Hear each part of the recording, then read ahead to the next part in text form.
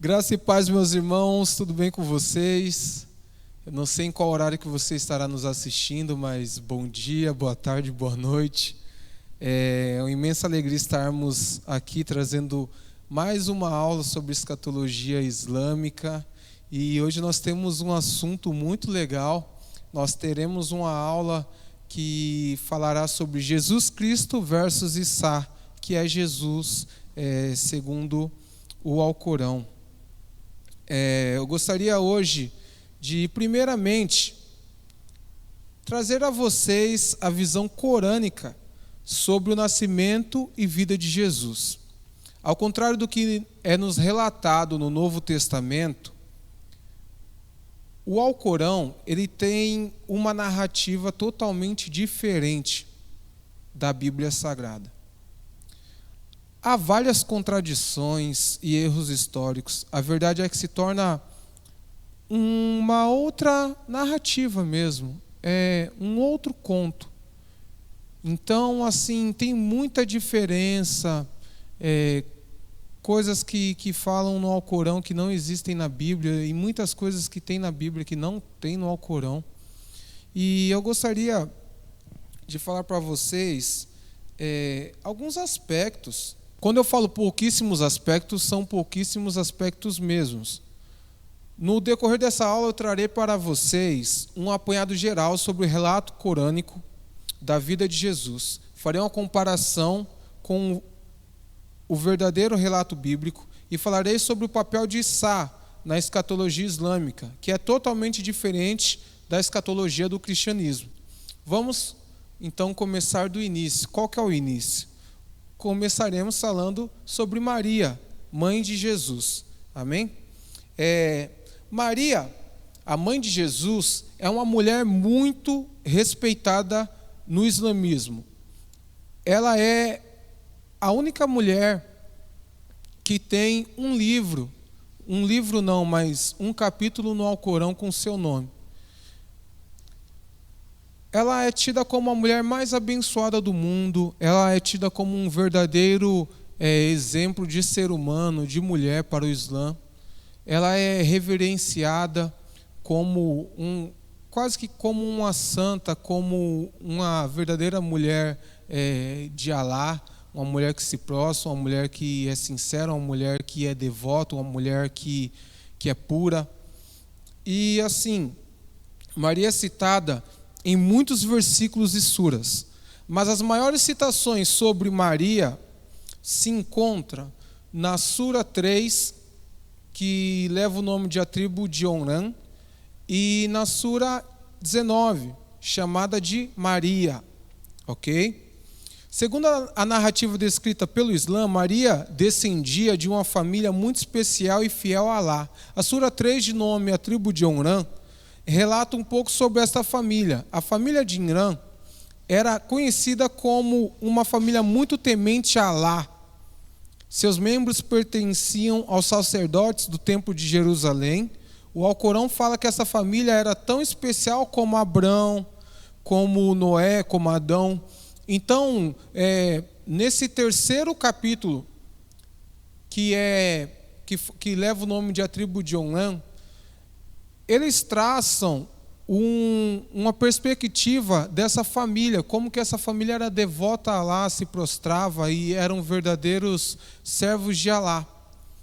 Então, lá no Alcorão, no capítulo 3, do versículo 35 ao 36, o Alcorão, ele fala que a mulher de Irã, que no caso seria o pai de Maria, ela fala ao Senhor sobre a sua gravidez. O Alcorão ele fala: ó meu Senhor, consagrei-te o que está no meu ventre, liberto de tudo. Portanto, aceita-o de mim. Na verdade, tu és o que ouve e sabe tudo. Quando ela deu à luz, disse: ó meu Senhor, eu dei à luz uma menina. E Alá bem sabia o que ela dera à luz. E o macho não é como a fêmea. Dei-lhe o nome de Maria, e ponho-a, bem como a sua descendência, sob a tua proteção contra Satanás, o amaldiçoado. Então aqui, o Alcorão vai dizer que a mãe de Maria, ela consagra Maria e toda a sua descendência ao Senhor. Então a mãe de Maria, ela, desde quando ela fica sabendo que ela está grávida, ela consagra o que está no ventre a Alá. E Alá recebe essa criança, Maria no caso. E aqui é uma coisa já diferente da Bíblia, porque a Bíblia não fala sobre o pai de Maria ser Imrã. A Bíblia não cita isso. Na verdade, esse nome traduzido para o português seria Arão. E Arão não é o pai de Maria. Segundo a teologia católica, segundo os estudos católicos, o pai de Maria teria outro nome. A mãe de Maria se chamaria Ana. O nome do pai de Maria seria Joaquim. Então, segundo a tradição católica, São Joaquim seria o avô de Jesus por parte de Maria. Então, nós temos Ana e Joaquim como os pais de Maria. Só que no Alcorão não. No Alcorão eles falam que é Imrã, certo? E não citam, no caso, o nome da mãe de Maria. Então nós temos esse relato nesse capítulo 3, do 35 ao 36. E, segundo esses versículos, Maria foi consagrada por sua mãe desde o ventre. E o único pedido de sua mãe foi que Alá protegesse essa criança de Shaitã, de Satanás. Lembrando que na visão islâmica, Satanás não é um anjo caído. Satanás é um gênio, certo?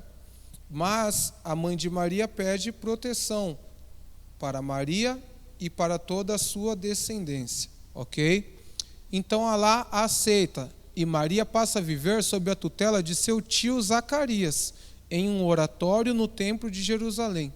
Maria cresce e é educada por Alá. E segundo a Sura 3:37, muitas vezes Alá a levava a mantimento, pois a mesma estava isolada no templo. Então o que acontecia? O Alcorão vai dizer que Maria fica sob a tutela de Zacarias, certo? E ela fica lá no templo e ela vai aprendendo muitas coisas. E quem ensina Maria? Alá. E muitas vezes Zacarias ia para visitar a sua sobrinha. E quando ele chegava lá, o Alcorão fala que Maria estava cheia de alimentos, de frutas, de muitas coisas. Ele falava: quem que te trouxe isso aqui? Como que tu conseguiu todos esses alimentos? E aí Maria falava o quê? Foi Alá que me trouxe, porque ele se agrada de mim. E se ele se agrada de mim, então ele faz tudo que os servos dele precisam, ele traz, certo? Então nós vemos que há um respeito muito grande por Maria no islamismo. Mas quando a história continua, nós vemos alguns erros sérios, como, por exemplo, a falta de detalhes que nós vamos ver a seguir. Aqui, nessa sura, fala assim: menciona Maria no livro, a qual se separou de sua família, indo para um local que dava para o leste, e colocou uma cortina para ocultar-se dela, da família no caso, né? E lhe enviamos o nosso Espírito, que lhe apareceu personificado como um homem perfeito. Disse-lhe ela: guardo-me de ti no cremente, se é que temes a Deus. Ele disse-lhe: sou tão somente o mensageiro do teu Senhor, para agraciar-te com um filho imaculado.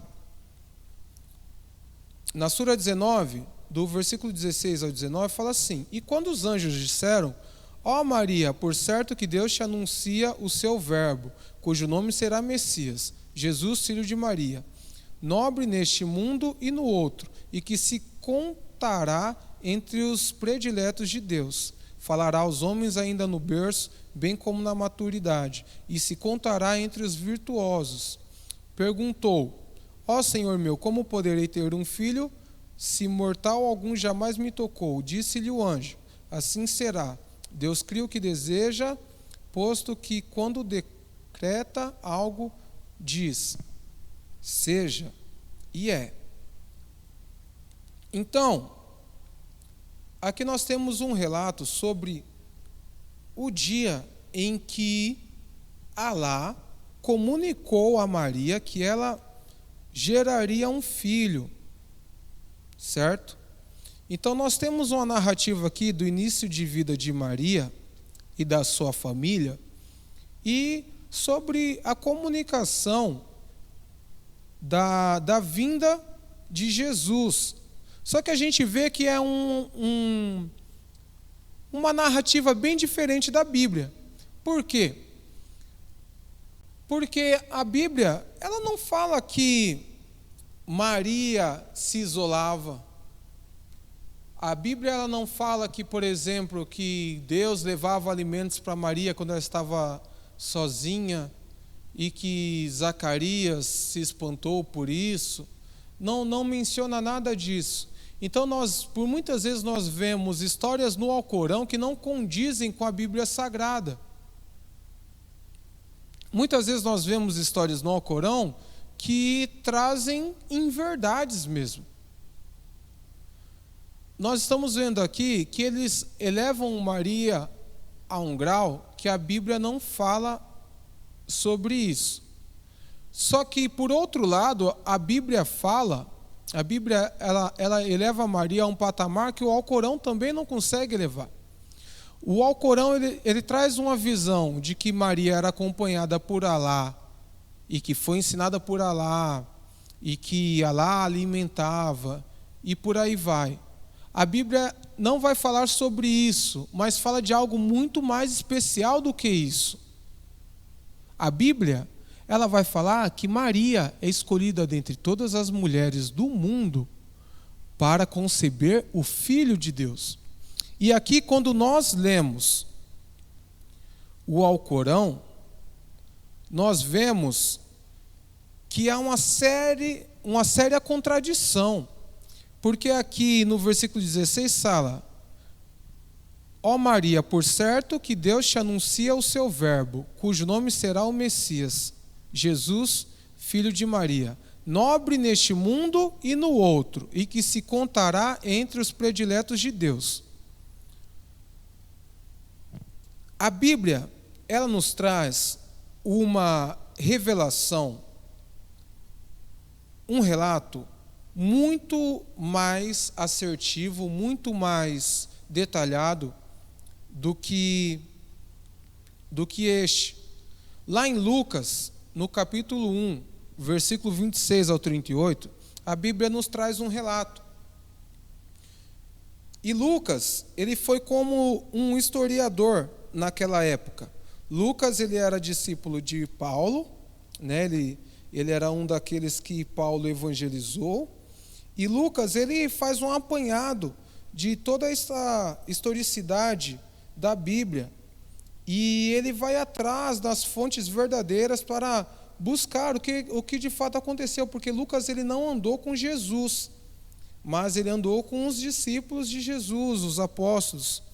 Então, lá em Lucas 1, do versículo 26 ao 38, fala assim: no 6º mês, Deus enviou o anjo Gabriel a Nazaré, cidade da Galileia, a uma virgem prometida em casamento a certo homem chamado José, descendente de Davi. O nome da virgem era Maria. Então, aqui na Bíblia fala que o quê? Maria estava em Nazaré, lá na região da Galileia, certo? Então, já não era no templo, ok? E fala sobre uma virgem prometida em casamento a certo homem chamado José, que é muito diferente da narrativa do Alcorão. Porque no Alcorão não cita José. Em momento algum, o Alcorão vai citar que Maria estava prometida em casamento. E vai citar que José ouve do Senhor, como fala lá em Mateus, que o anjo do Senhor visitou José e falou para ele aceitar Maria como esposa, porque o que estava vindo no ventre dela era o Filho de Deus. Não vai falar isso. Então o Alcorão, por mais que ele queira elevar Maria em certos aspectos, em outros ele reduz e ele minimiza a um ponto até de ficar, de se tornar uma falsa afirmação, certo? Então a gente vê que o Alcorão fala que o que vem no ventre dela é um profeta. Só que a Bíblia vai falar que o que vem no ventre de Maria é o Filho de Deus, que é muito diferente de simplesmente um profeta. Ok? Lá em Lucas, do versículo 26 ao 38, fala assim, no 6º mês, Deus enviou o anjo Gabriel a Nazaré, cidade da Galileia, a uma virgem prometida em casamento a certo homem chamado José, descendente de Davi. O nome da virgem era Maria. O anjo, aproximando-se dela, disse: alegre-se, agraciada, o Senhor está com você. Maria ficou perturbada com essas palavras, pensando no que poderia significar esta saudação. Mas o anjo lhe disse: não tenha medo, Maria. Você foi agraciada por Deus. Você ficará grávida e dará à luz um filho, e lhe porá o nome de Jesus. Ele será grande e será chamado Filho do Altíssimo. O Senhor Deus lhe dará o trono de seu pai Davi, e ele reinará para sempre sobre o povo de Jacó. Seu reino jamais terá fim. Perguntou Maria o anjo: como acontecerá isso se sou virgem? O anjo respondeu: o Espírito Santo virá sobre você, e o poder do Altíssimo o cobrirá com a sua sombra. Assim, aquele que há de nascer será chamado Santo, Filho de Deus. Você entende como o relato bíblico é muito diferente do relato do Alcorão, corânico? E como aqui tem muito mais detalhes do que o próprio Alcorão. E isso que eu estou citando, a fonte, no caso, é Lucas. Mas poderia citar Mateus, poderia citar João, poderia citar Marcos. Ok? Então, assim, é muito diferente. A Bíblia fala que Maria estava em Nazaré. Ok? Não em Jerusalém. A Bíblia não fala que Maria se separou da sua família, do contrário. A Bíblia relata que Maria se casa com José. O Alcorão, em momento algum, fala sobre José ser o marido de Maria e pai adotivo de Jesus. O Alcorão não fala isso. A Bíblia fala. A Bíblia fala que Maria ficaria grávida através do Espírito Santo e que a criança que nasceria seria o Filho de Deus.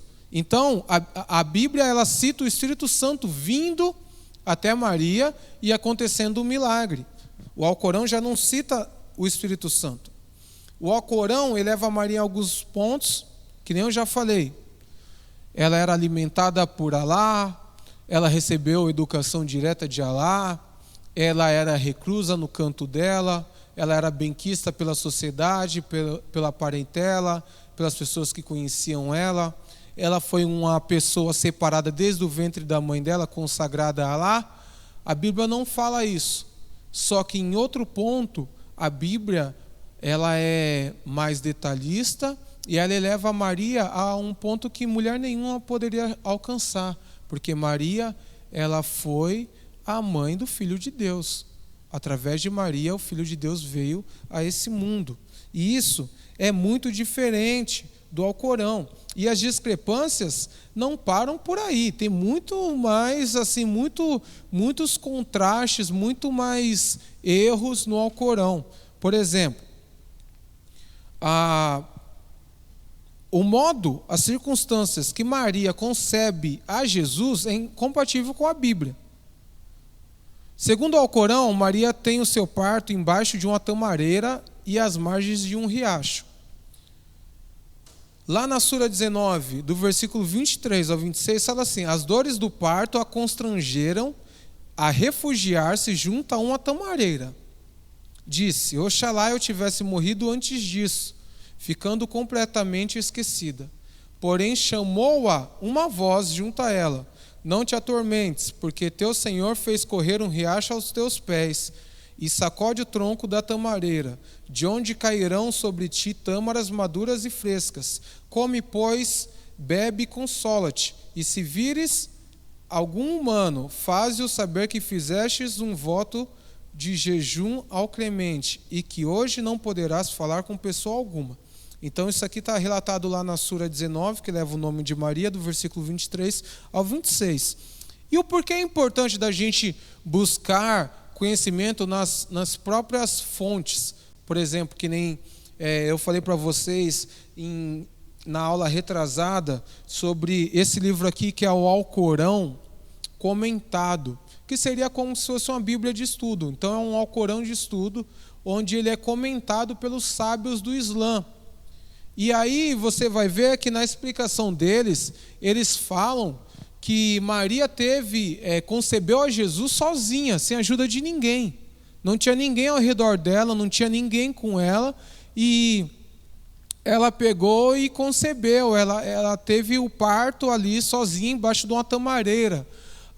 O Alcorão fala que Deus fez correr um riacho. Então ela vai para debaixo de uma tamareira e de repente cria-se um riacho para ela comer as tâmaras e beber da água do riacho.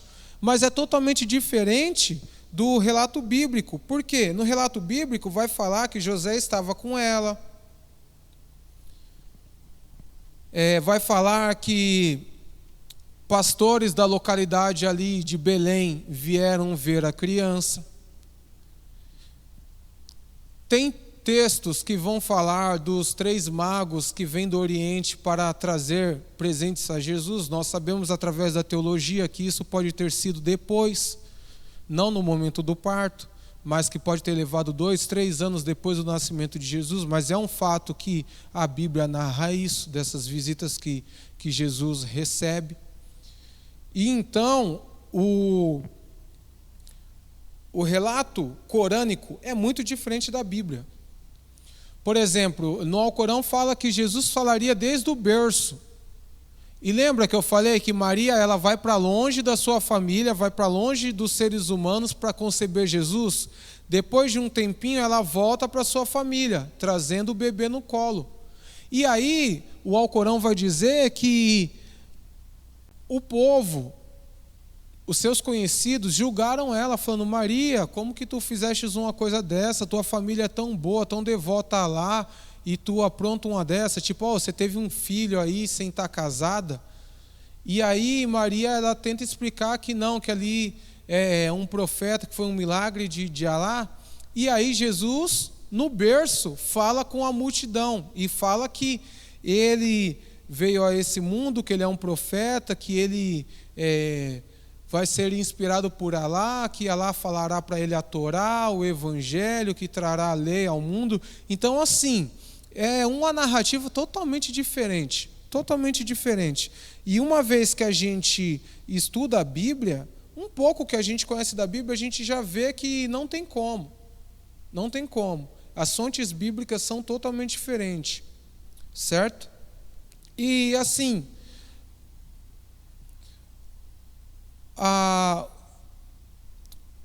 o Corão ele não fala, por exemplo, da perseguição aos recém-nascidos que Israel sofreu, porque no tempo de Jesus, segundo o relato bíblico, Herodes manda matar as crianças abaixo de 2 anos, lembra? Então, no Corão não fala sobre isso.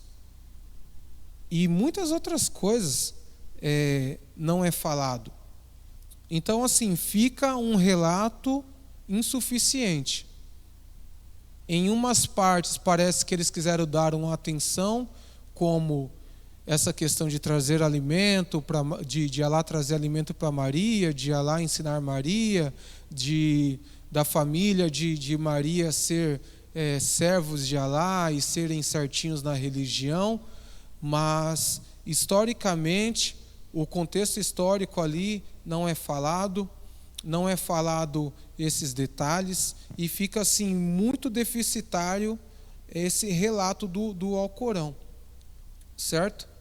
Então, agora eu queria falar com vocês sobre a figura de Isa, Jesus. No árabe Isa, Jesus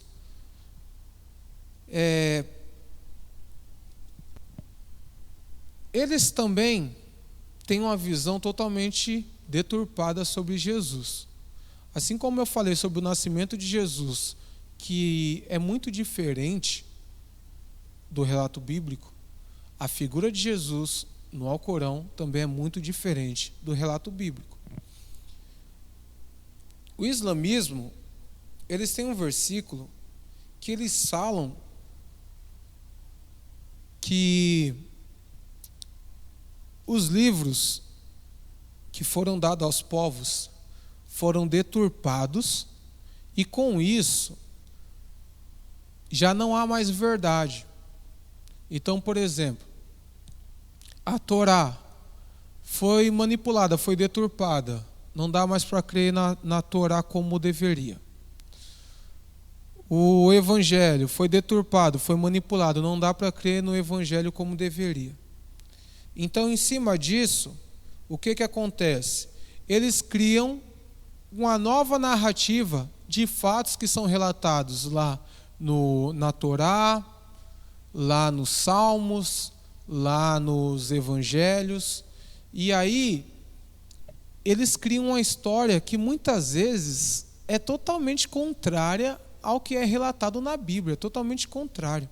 E assim como eu falei para vocês na última aula, nós somos cristãos, nós temos o Novo Testamento, mas nós não excluímos verdadeiramente o Antigo Testamento.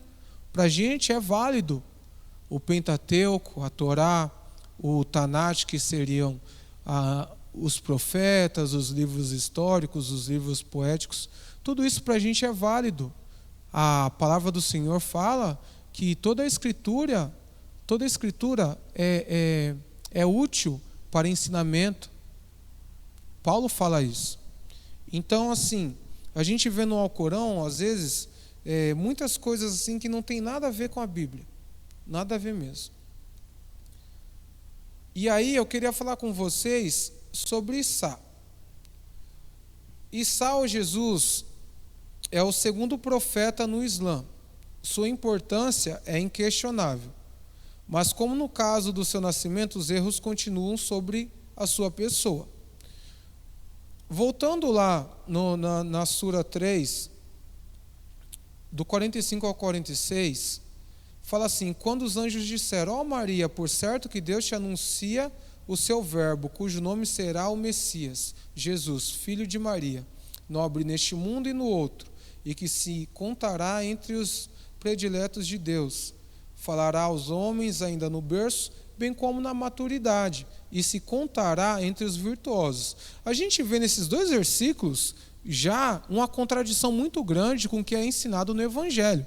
Por quê? O Alcorão jamais cita Jesus como o Filho de Deus. Ele sempre vai citar, o islamismo vai citar Jesus como filho de Maria. Entende? Então, assim, às vezes a gente vê os nossos irmãos católicos que falam Maria, mãe de Deus, por exemplo. Para o islamismo, isso é uma blasfêmia. Você não pode falar que Maria é mãe de Deus. Se bem que os cristãos protestantes vão falar Maria, mãe do Filho de Deus, né? Só que mesmo assim, as duas visões cristãs estão erradas segundo o Alcorão. Ok? Você vai ver que eles chamam Jesus de Messias, mas não um Messias segundo a visão cristã.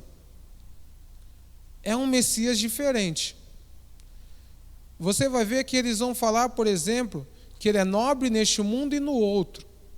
Então eles diminuem a figura de Jesus, porque Jesus é muito mais do que nobre neste mundo e no outro. Eles vão falar que Jesus se contará entre os prediletos de Alá. Só que Jesus é muito mais do que os prediletos de Alá.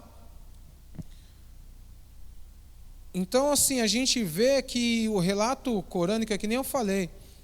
E como eles falam, na verdade, não é nem o que eu falei. Por isso que eu falo que eu fui buscar nas fontes islâmicas, ouvir sheiks, ouvir os entendedores do Islã, os grandes estudiosos, pegaram um Alcorão que fosse traduzido e que fosse comentado, para que não fosse o que eu acho, mas o que eles falam. E o que eles falam é o seguinte, que Jesus ele é o segundo profeta do Islã, segundo em importância. Primeiro é Maomé, tanto é que no credo islâmico tem que falar que Deus é único e que Maomé é seu profeta, certo? No Alcorão, por muitas vezes, ele coloca Jesus como um profeta muito importante para os judeus e para os cristãos. Por vezes chega a chamar a Jesus de Cristo, de Messias, de Verbo e outros adjetivos. Muitas vezes eles falam isso. Por vezes vemos sheikhs estudiosos do Alcorão falarem sobre a figura de Jesus com muito respeito, mas a verdade é que, apesar da sua importância e de ser tão elevado, Issa não é o mesmo Jesus que conhecemos através da Bíblia. Então, nessa parte da aula, eu quero falar com vocês sobre a pessoa de Jesus no Alcorão, e deste modo nós passaremos a ter condições para entender a atuação de Issa na escatologia islâmica. Porque lembrando que a gente está falando sobre escatologia, mas primeiro eu estou dando um apanhado geral sobre o que é o islamismo, sobre o que é o Alcorão, sobre as crenças deles, para depois nós trazermos a escatologia, porque aí tudo fará sentido na nossa cabeça. Porque se eu chegar e jogar um monte de informações sobre escatologia em vocês não vão conseguir fazer as conexões. Mas uma vez que vocês já têm a base doutrinária teológica do Islã, vocês conseguirão fazer essas associações e conseguirão ter um discernimento melhor. Então, assim, eu farei essa contextualização e também eu farei não vou dizer um choque, mas compararei o Alcorão com a Bíblia, sempre, tá bom? A seguir, eu gostaria de trazer aqui uma citação do livro Jesus Regressará, que é um livro teológico muçulmano que tenta explicar a pessoa de Jesus e o motivo do seu regresso. Eu li esse livro várias vezes para entender como eles veem Jesus e os motivos que eles têm para Jesus voltar, que eles falam sobre uma segunda vinda de Jesus também, só que é uma segunda vinda diferente. Então, abre aspas, contudo, após Jesus ter deixado a terra, alguns dos seus últimos seguidores começaram a corromper a revelação sob a influência de algumas ideias pagãs dos gregos. Desenvolveram a crença na Trindade, o Pai, o Filho e o Espírito Santo. Sob o nome da cristandade, aderiram a uma religião completamente diferente. Hoje, 1/4 da população mundial pratica uma cristandade que, de um modo geral, se acredita estar baseado nos ensinamentos de Jesus.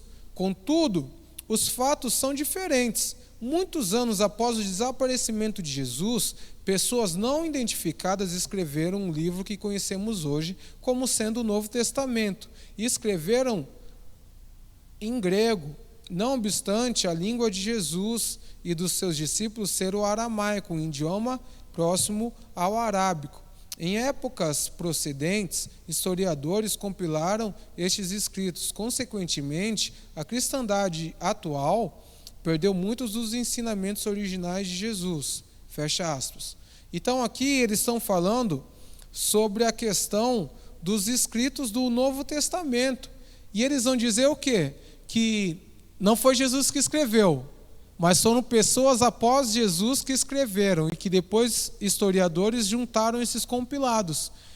Então eles querem, desse modo, desvirtuar o Novo Testamento, dizer que tem erros, dizer que não é legítimo, que não é fidedigno. E eles trazem aqui, por exemplo, falar que foi escrito em grego. Mas por que a Bíblia foi escrita em grego? Porque era a língua que mais era falada naquele tempo. Então, assim, quando Paulo, por exemplo, sai em suas missões para pregar fora de Israel, para os gentios, a língua que eles mais falavam era o grego.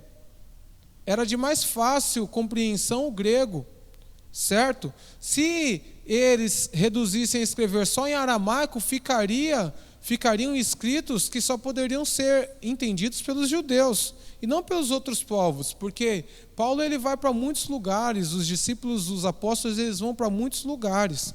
E também a gente vê, por exemplo, que eles querem trazer aqui uma forçação a dizer que a Trindade são ideias pagãs dos gregos, certo? Só que mais para frente eu vou mostrar na Bíblia para vocês que não, que o próprio Jesus falou isso. E assim, gente, mas realmente não foi Jesus que escreveu o Novo Testamento, não foi Jesus que escreveu a Bíblia, que foram seus discípulos, que foram anos depois, décadas depois. Ok, a gente não vai discutir isso. Mas a palavra fala que a inspiração para escrever os textos bíblicos veio do Espírito Santo. Que Jesus promete um consolador que ficaria conosco por todo o tempo, até a volta dele. E quem que é esse consolador? É o Espírito Santo. O Espírito Santo que inspira a escrita dos discípulos. Entende? Em contraste com o Alcorão, Maomé também não escreveu o Alcorão. Muitos dos seus discípulos ali, dos seguidores de Maomé, eram analfabetos. E como que foi escrito o Alcorão? Aula 1. Volta lá na aula 1 que eu falo como que foi escrito. Mas aqui rapidinho. Foi escrito em ossos de camelo, foi escrito em pergaminhos, em folhas de tamareira, em vários lugares. Foi uma pessoa só que escreveu? Não. Foram várias pessoas que escreveram, que ouviam as supostas revelações de Maomé e escreviam. E quem que faz esse compilado? Quem que traz tudo e forma um livro só? Abu Bakr, depois da morte de Maomé.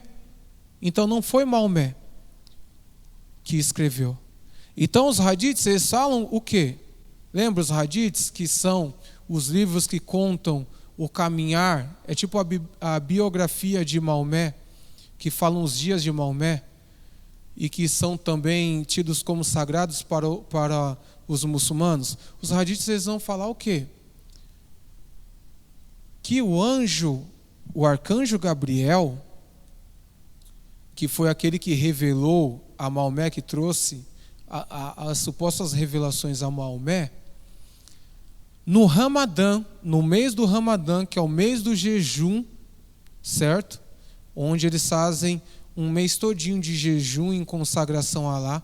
No Ramadã, o arcanjo Gabriel aparecia ao Maomé e fazia ele recitar o Alcorão revelado até aquele ponto.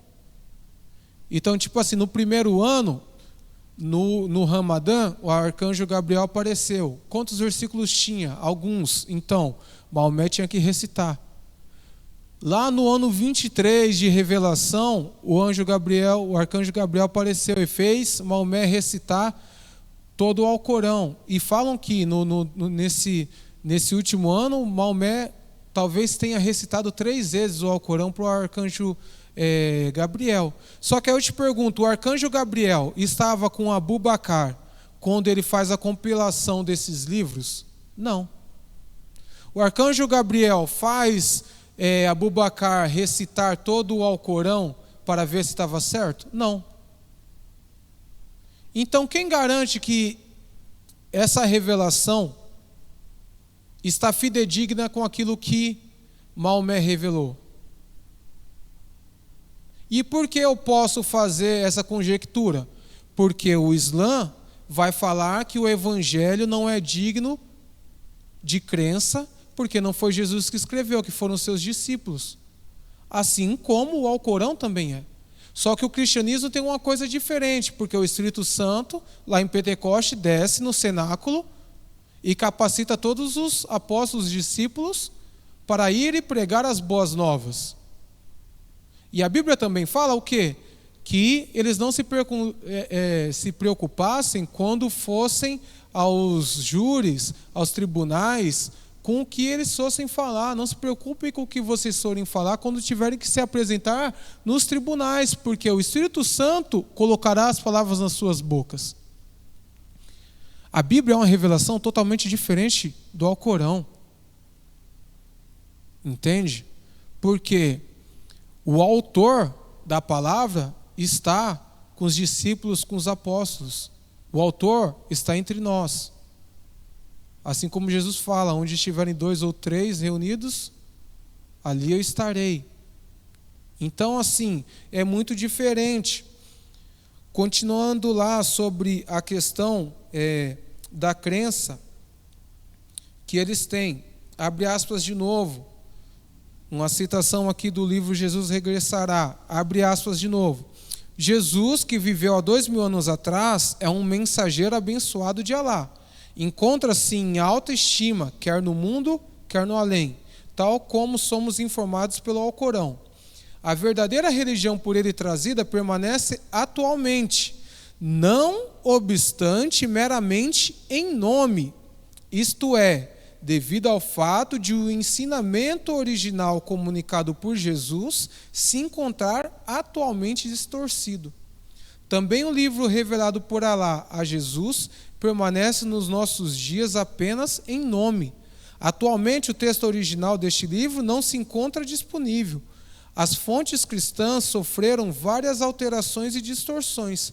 Consequentemente, hoje não é provável que consigamos obter conhecimentos verdadeiros relativamente a Jesus, tendo por base fontes cristãs. Você entende como eles desmerecem todo o Novo Testamento? Então eles não acreditam.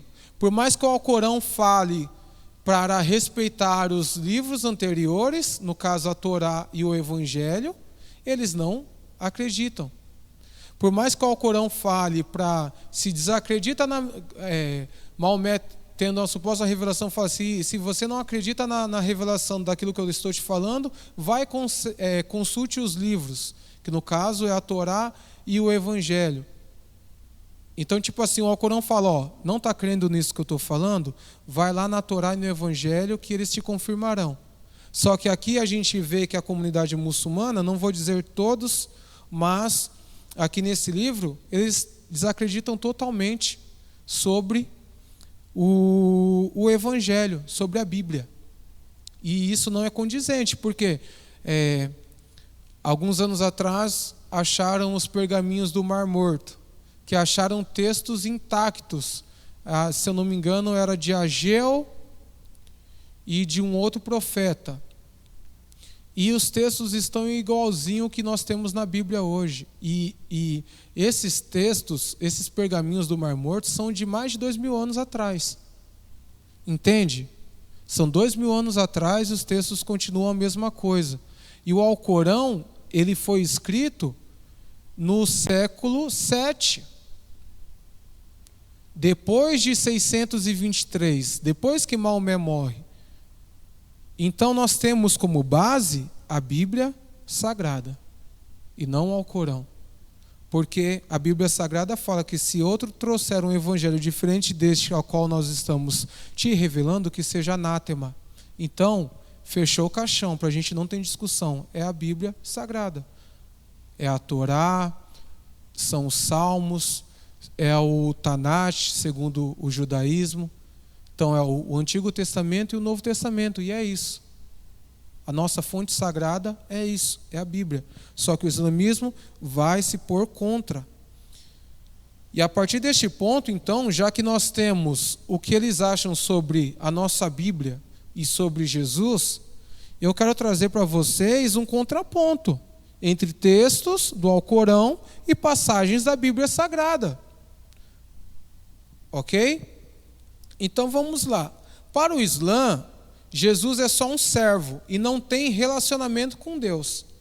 Então lá na Sura 5, no versículo 109, fala assim: um dia Deus convocará os mensageiros e lhes dirá que vos tem sido respondido com respeito à exortação? Dirão: nada sabemos, porque só tu és conhecedor e incognoscível. Então, Alá dirá: ó Jesus, filho de Maria, recorda-te de minhas mercês para contigo e para com a tua mãe, de quando te fortaleci com o espírito da santidade, de quando falavas aos homens, tanto na infância como na maturidade, de quando te ensinei o livro, a sabedoria, a Torá e o Evangelho, de quando com o meu beneplácito pramastes de barro algo semelhante a um pássaro, e alentando-o, eis que se transformou com o meu beneplácito em um pássaro vivente, de quando com o meu beneplácito curastes o cego de nascença e o leproso, de quando com o meu beneplácito ressuscitastes os mortos, de quando contive os israelitas, pois quando lhes apresentastes as evidências, os incrédulos dentre eles disseram: isto não é mais do que pura magia. Então, assim, o Alcorão nos traz uma visão de que Jesus é só servo de Deus. E a Bíblia não fala isso. A Bíblia fala que Jesus é o Filho de Deus. O cristianismo tem que Jesus é 100% homem e 100% Deus. E aí a gente vê, por exemplo, essa questão aqui que o Alcorão fala que Jesus formou como uma espécie de um pássaro de barro e que soprou sobre essa figura de pássaro de barro e ele virou um pássaro verdadeiramente. A Bíblia não fala sobre isso. Entende? Só que, por exemplo, aqui fala que Jesus curou cegos, que Jesus ressuscitou mortos, e isso realmente a Bíblia fala dos leprosos.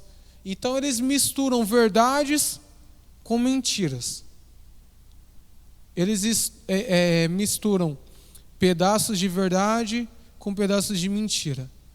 Então, assim, é muito complicado.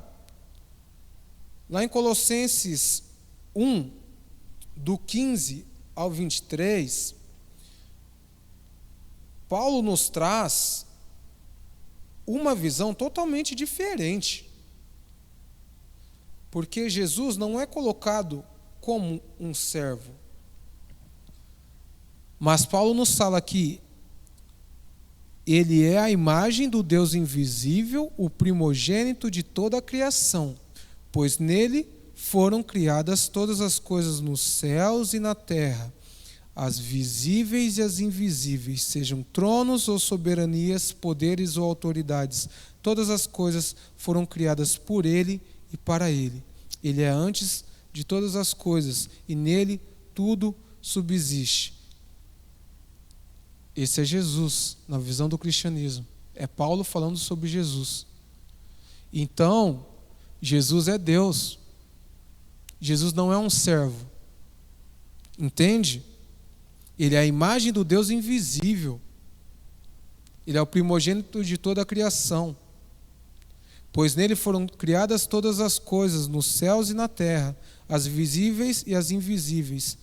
Sejam tronos ou soberanias, poderes ou autoridades, todas as coisas foram criadas por ele e para ele. Está falando de Jesus. Então Jesus não é servo. Jesus não é alguém distante de Deus, como o Alcorão tenta passar. Ok? Então, para o Islã, os cristãos são blasfemos. Sura 5, versículo 72. São blasfemos aqueles que dizem: Deus é o Messias, filho de Maria. Ainda quando o mesmo Messias disse: ó israelitas, adorai a Deus, que é meu Senhor e vosso, a quem atribuir parceiros a Deus, ser-lhe-ás vedada a entrada no paraíso, e sua morada será o fogo infernal. Os iníquos jamais terão socorredores. Então aqui, na Sura 5, no versículo 72, ele está falando o quê? Que nós cristãos estamos errados, que nós estamos blasfemando contra Deus, e que o nosso destino é inferno, que nós jamais iremos para o paraíso e que não vai ter ninguém para socorrer a gente. Entende? Então, eles falam que assim, a quem atribuir parceiros a Deus, ser-lhe-á vedada a entrada no paraíso. Então, quando a gente fala Deus Pai, Filho e Espírito Santo, a gente está errado. Para eles, a gente está errado. Mas o que é que o Evangelho fala? Mateus 28, do 19 ao 20, fala: portanto, ide fazer discípulos de todas as nações, batizando-os em nome do Pai, do Filho e do Espírito Santo, ensinando-os a guardar todas as coisas que eu vos tenho mandado.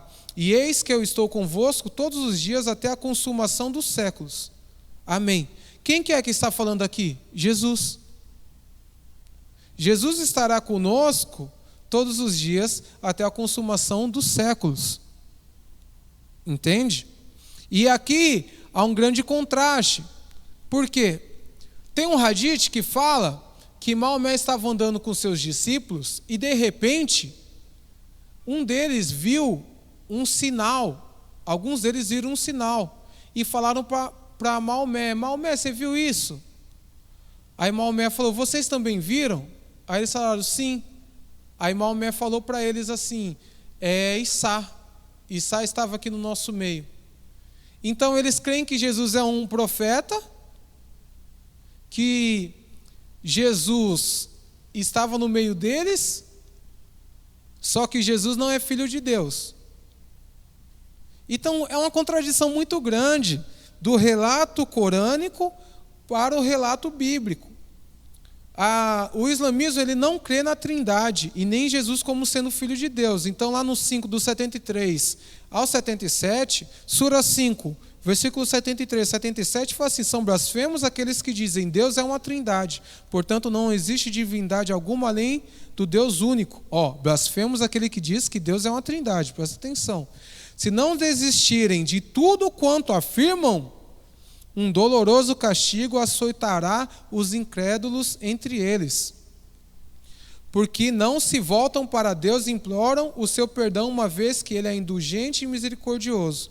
O Messias, filho de Maria, não é mais do que um mensageiro no nível dos mensageiros que o precederam, e sua mãe era sinceríssima. Ambos se sustentavam de alimentos terrenos como todos. Observa como lhes elucidamos os versículos e observa como se desviam. Pergunta-lhes: adorareis em vez de Deus ao que não pode prejudicar-vos nem beneficiar-vos, sabendo que Deus é oniovinte e sapientíssimo? Dize-lhes, ó adeptos do livro, não exagereis em vossa religião, profanado a verdade, nem sigais o capricho daqueles que se extraviaram anteriormente, desviaram muitos outros e se desviaram da verdadeira senda. Então eles estão falando aqui que Jesus é mais um profeta. É o segundo no Islã, mas é mais um profeta. Ele não é Senhor e Salvador, o Messias, o Cordeiro de Deus, o Santo de Israel, o leão da tribo de Judá. Ele não é Emanuel, Deus conosco. Então, por muitas vezes, nós vamos ver que eles usam de passagens bíblicas para reforçar as suas afirmações. Mas versículos que contrapõem as suas visões, eles vão excluir. Então, por exemplo, sobre os milagres de Jesus, eu vi uma explicação aqui no Alcorão comentado, que os sábios do Islã usam versículos de Lucas para falar sobre, para dar base ao conhecimento deles. Só que em outras partes eles excluem. Então assim, é muito diferente. Lá em 1 João 22, 24, fala: quem é o mentiroso? Presta atenção nisso aqui. Quem é o mentiroso, senão aquele que nega que Jesus é o Messias? Aqui é João falando, discípulo de Jesus, aquele a quem o mestre amava. Este é o inimigo de Cristo, aquele que rejeita tanto o Pai quanto o Filho. Todo o que nega o Filho, de igual forma, não tem o Pai. Quem confessa publicamente o Filho, tem também o Pai. Quanto a vós outros, zelai para aquilo que ouviste desde o princípio, permaneça em vossos corações. Porquanto, se o que ouvistes permanecer em vós, de igual modo permanecereis no Filho e no Pai. Aqui é João falando. Se você nega o filho, tu está negando o pai. Se tu nega o pai, tu está negando o filho. Então quem que é o mentiroso? Senão aquele que nega que Jesus é o Messias, que é o ungido, que é o enviado, que é o preparado, que é o rei de Israel, que é o salvador da humanidade. Ok? O islamismo não crê na crucificação de Jesus. Eles não creem que Jesus foi crucificado. Então eles falam assim, lá na Sura 4, do 157 ao 158, fala assim: e por dizerem, nós matamos o Messias, Jesus, filho de Maria, presta atenção, sempre filho de Maria. Não é filho de Deus, é sempre filho de Maria. Mensageiro de Alá. Mas eles não mataram nem o crucificaram, apenas isso lhes foi simulado, e aqueles que discordam quanto a isso estão na dúvida, pois não possuem conhecimento algum e apenas fazem conjecturas, e o fato é que eles não mataram, outros sim. Alá elevou até ele, e na verdade Alá é poderoso e sábio. Então o que eles falam aqui? Que os judeus pensam que mataram Jesus, mas Jesus não foi morto. E que outra pessoa morreu no lugar de Jesus. Então aquilo que o cristianismo fala, que Jesus morreu na cruz e que ressuscitou no terceiro dia, é tudo mentira. Eles estão dizendo que é mentira. Sendo que Jesus, em todo o evangelho, fala que morreria. Então Jesus é um mentiroso. E se ele é um mentiroso, ele não pode ser um profeta, nem um santo. Então nós entramos naquela questão. Ou Jesus está falando a verdade, ou ele é um mentiroso, ou ele é um louco. Porque ele acreditava na sua mentira. E as pessoas que seguiam Jesus acreditavam em Jesus. Então ele não foi um louco sozinho, ele foi um louco com uma multidão de loucos. Complicado, porque eles deram a vida por essa verdade. Então nós entramos assim num embate muito forte. Ok? E o que o Evangelho fala lá em Lucas, no capítulo 23, a partir do 33, fala que quando chegaram ao lugar chamado Caveira, ali o crucificaram com os criminosos, um à sua direita e outro à sua esquerda. Jesus disse: Pai, perdoa-lhes, pois não sabem o que estão fazendo. Então eles dividiram as roupas dele, tirando sortes. O povo ficou observando e as autoridades o ridicularizavam. Salvou os outros, diziam. Salve-se a si mesmo. Se é o Cristo de Deus, o escolhido. Os soldados, aproximando-se, também zombavam dele, oferecendo-lhe vinagre, diziam: se você é o rei dos judeus, salve-se a si mesmo. Então há um relato bíblico que Jesus foi crucificado, e não é só um relato bíblico. O Novo Testamento todinho vai falar sobre a crucificação de Jesus. E são 2000 anos de igreja falando sobre isso. Entende?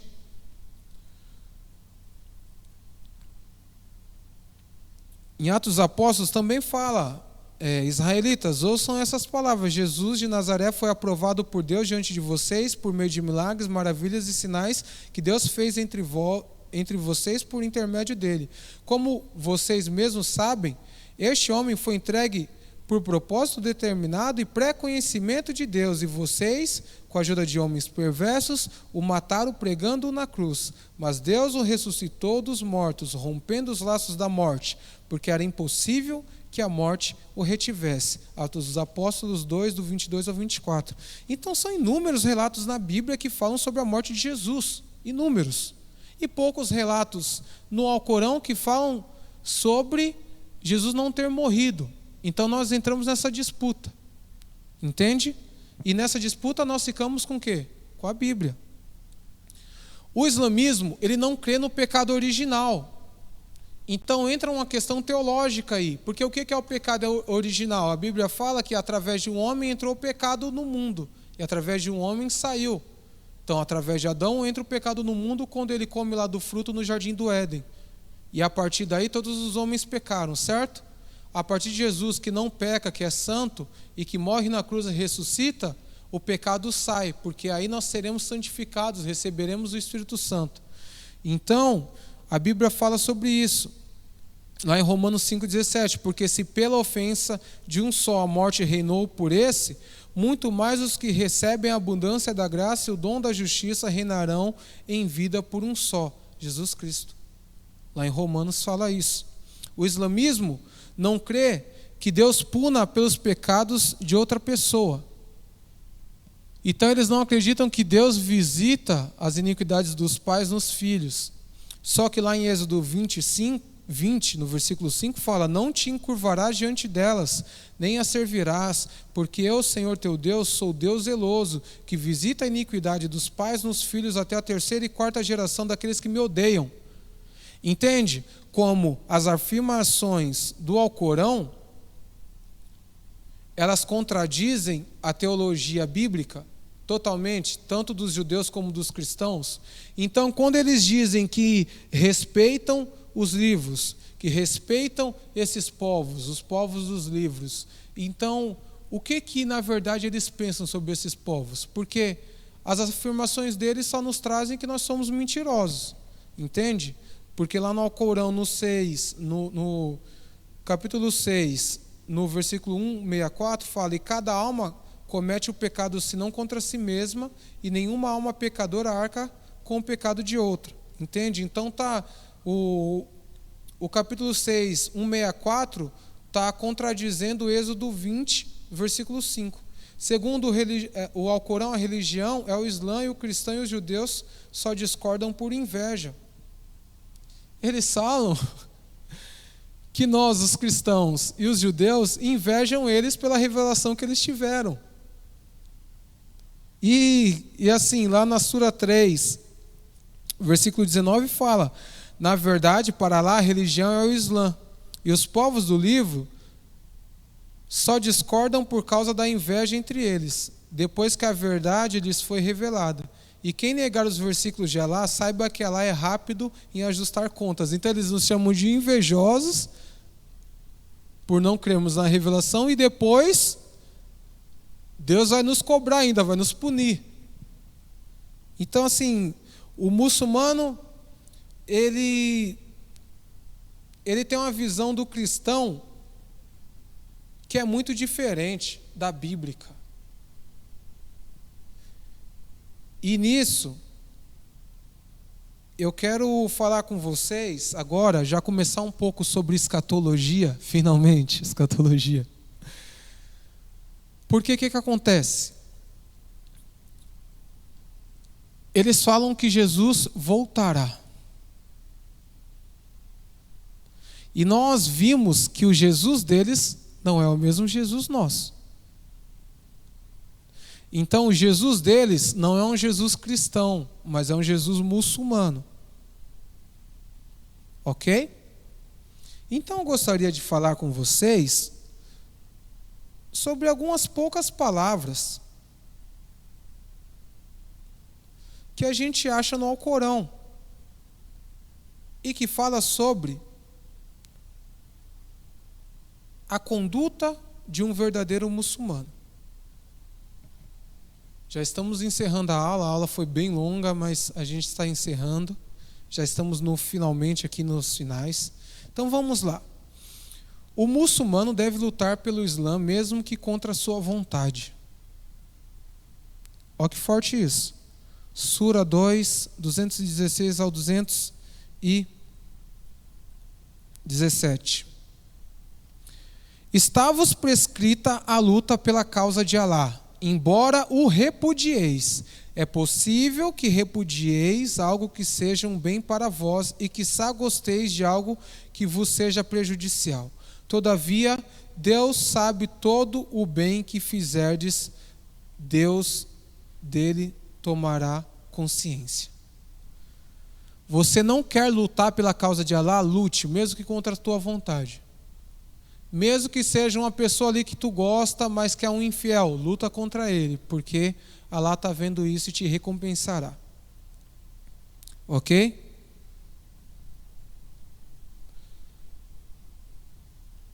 E quem não crê no Islã vai para o inferno. Então está lá na Sura 3, do 84 ao 85. Fala: dize, cremos em Alá e no que nos foi revelado, e que e no que foi revelado a Abraão, a Ismael, a Isaque, a Jacó e as 12 tribos, e no que foi dado a Moisés, a Jesus e aos profetas, pelo seu Senhor. Não fazemos distinção nenhuma entre eles e submetemo-nos à vontade dele. Somos muçulmanos. E quem quer que deseje outra religião que não seja o Islã, não lhe será aceita. E na vida futura contar-se-á entre os perdedores de todos os bens espirituais. Então, se você não é muçulmano, você será contado com os perdedores de todos os bens espirituais. Ok? Vamos lá.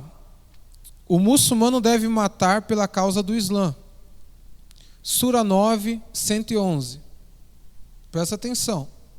Deus cobrará dos fiéis o sacrifício de seus bens e pessoas em troca do paraíso. Combaterão pela causa de Deus, matarão e serão mortos. É uma promessa infalível que está registrada na Torá, no Evangelho e no Alcorão. E quem é mais fiel à sua promessa do que Deus? Regozijai-vos, pois, a troca que haveis feito com ele. Tal é magnífico e benéfico. Deus cobrará dos fiéis o sacrifício dos seus bens e pessoas em troca do paraíso. Combaterão pela causa de Alá, matarão e serão mortos. Eles falam para matar e ser mortos pela causa de Alá, que seria, por exemplo, que a gente vê a jihad, a guerra santa, que a gente vê às vezes aqueles atentados e tudo mais. E aí a gente vai ver, às vezes, sábios, sheiks, que vão falar que não, que eles estão interpretando o Alcorão errado, que não é dessa maneira que Allah fala, que não é isso, que a verdadeira jihad é a jihad interna, que é contra os seus desejos. Mas nesse versículo dá espaço para aquele cara que pratica esses crimes. Matará e morrerá pela causa de Alá. Então esses caras que se enchem de explosivos e vão e fazem o que eles fazem, seguindo a linha de pensamento wahhabita e por aí vai, eles têm uma base no Alcorão. E o pior, que o Alcorão vai dizer que isso está registrado na Torá e no Evangelho.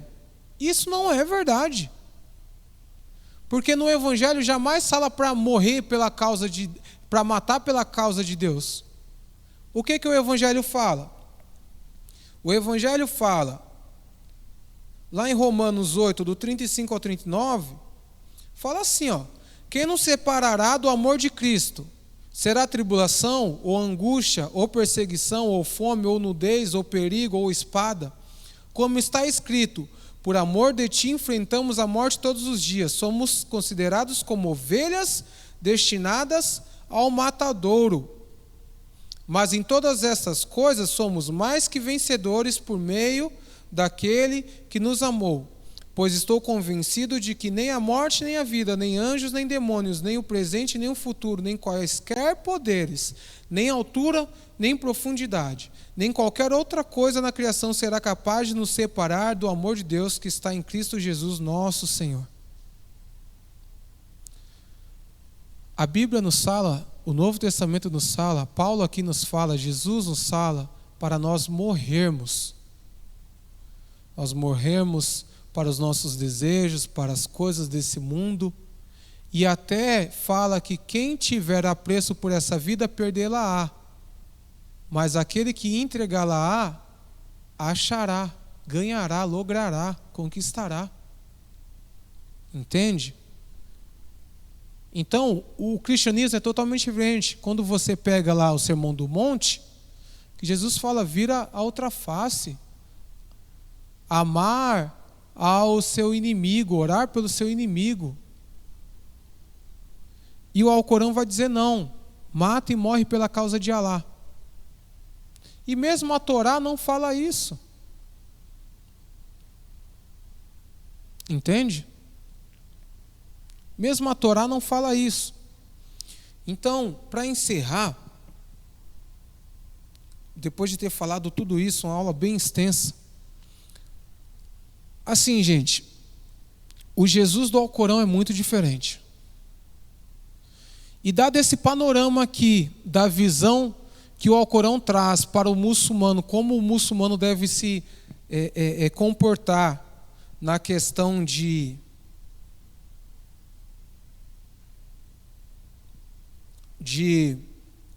agir pela causa do Islã, de que eles são ameaçados a ir para o inferno se não fazer certas coisas, de que tem que ir para a guerra mesmo, de que o muçulmano tem que ir contra a sua vontade e agir em dissensões, em questões, e que o Alcorão diz que o cristão e o judeu inveja eles por causa da revelação do Alcorão, no caso. Qual é o Jesus que vocês acham que o Alcorão prega? A volta de Jesus. Vocês acham que Isa vai vir como o Jesus bíblico ou segundo uma linha corânica aqui? Será que ele vai vir para trazer paz? Será que ele vai vir para trazer amor, compreensão, diálogo? Ou serão outras coisas? O que Jesus vem fazer na segunda vinda, segundo o Alcorão, segundo a escatologia islâmica? Então, na próxima aula, nós estaremos entrando a fundo sobre a segunda vinda de Jesus segundo o Alcorão, e nós falaremos sobre esse Isa que vem. Nós falaremos sobre Mahdi, que é o Messias islâmico. Nós falaremos sobre Dajjal, que é o anticristo. O que eles esperam para o final dos tempos? O que eles esperam para os últimos dias? Qual que é a visão deles sobre tudo isso? Sobre o papel de Isa, sobre o papel de Mahdi, sobre o papel de Dajjal? Será que tem alguma coisa a ver com as movimentações que nós estamos tendo na geopolítica mundial? Nós estamos vendo agora sobre o tratado de paz entre os países muçulmanos e Israel. Nós estamos vendo sobre a tomada da Europa pelos muçulmanos. Nós estamos vendo sobre todo esse movimento religioso islâmico na Europa, na política também, em guerras. E aí, será que isso tem alguma coisa a ver com a escatologia cristã sobre o que fala lá em Apocalipse? Se você ficou curioso, você não pode perder a próxima aula. E desde já, curta, comenta, compartilha essa aula, envia para os seus amigos, envia para os seus irmãos de igreja. Você que é muçulmano, a gente falou aqui com muito respeito, apesar da gente não concordar, a gente teve um respeito muito grande, a gente foi buscar em fontes islâmicas para não ficar em achismos de outras pessoas, mas ir direto na fonte. E eu quero te falar que nós estamos nos últimos dias da igreja na terra. Jesus está voltando. Jesus vem para buscar a sua igreja. E que a nossa esperança está nele, porque ele é o Verbo encarnado. Ele nasceu, viveu, morreu e ressuscitou no terceiro dia. E quando ele ressuscita no terceiro dia, ele toma as chaves do inferno. E Satanás já não tem mais poder nenhum sobre as nossas almas, porque agora nós temos um advogado fiel, alguém que viveu e que viu o nosso sofrimento e que está assentado à destra do Pai e que intercede por nós. Então, na próxima aula nós falaremos sobre a escatologia, sobre Isa, sobre Mahdi, sobre Dajjal e como tudo isso culmina nesse tempo que nós estamos vivendo. Como todos esses movimentos culminam em Israel, em Jerusalém. E se eu fosse você, eu não perdia não, tá bom? Então, curta o vídeo, comenta e compartilha. E eu espero vocês na próxima aula. Que Deus os abençoe e bons estudos aí, pessoal.